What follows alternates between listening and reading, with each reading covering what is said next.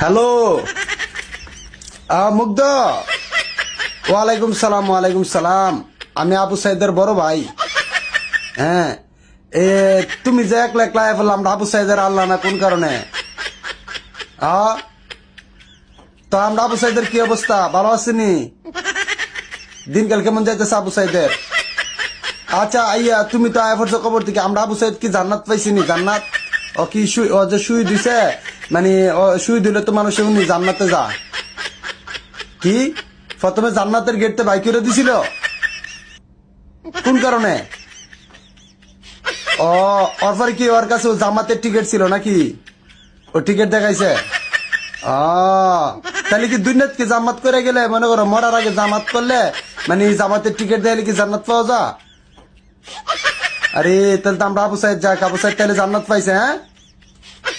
হ্যাঁ, তুমি তুমি ভাই মুগ্ধ, তুমি আয়া পড়লা কোন কারণে?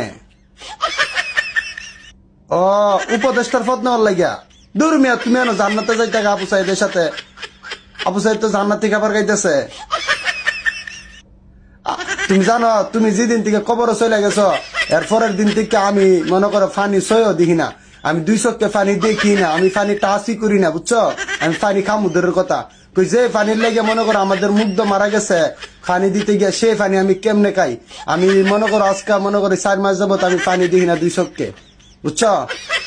আচ্ছা আচ্ছা, তো ভালো থেকে আইসো, আমরা বাড়ি বেড়ে যাই। হ্যাঁ, আয় আয় আয়, তোমার দেখলে আমরা আবু সাইদের দেখা হইব। তুমি আয়ো, তুমি তো আমরা আবু সাইদের সাথে ছিলা।